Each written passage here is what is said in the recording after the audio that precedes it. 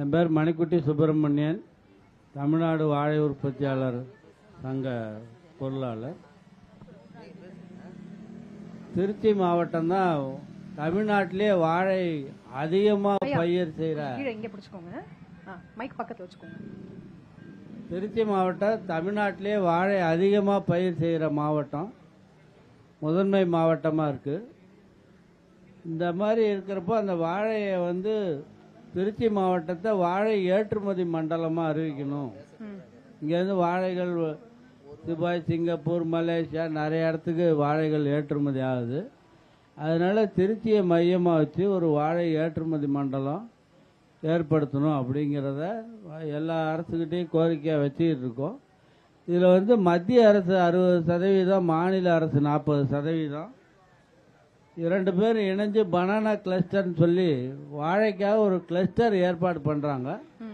அதில் நடவு முதல் அறுவடை வரை உள்ள சயின்டிஃபிக்கலாக என்னென்ன டெக்னாலஜியோ அந்த மாடர்ன் டெக்னாலஜிலாம் அதில் இம்ப்ளிமெண்ட் பண்ணி அது சாயில் டெஸ்ட்லேருந்து எல்லாம் பண்ணுறாங்க. அதை பண்ணி அந்த ஸ்கீமை ரெகுலேட் பண்ணுறாங்க. அது எந்த அரசு வருதோ வரப்போகிற அரசு அதில் ஒரு முன்னுரிமை எடுத்து இந்த திட்டத்தை திருச்சி மாவட்டத்துக்கு கொண்டு வரணும்னு கேட்டுக்கிறோம். அதோட வாழையை கல்பகதருன்னு சொல்கிறோம். வாழையில் எந்த பகுதியுமே வீண் கிடையாது. அடி முதல் நுனி வரைன்னு எல்லாத்தையுமே மதிப்பு கூட்டிய பொருளாக தயார் பண்ண முடியும்.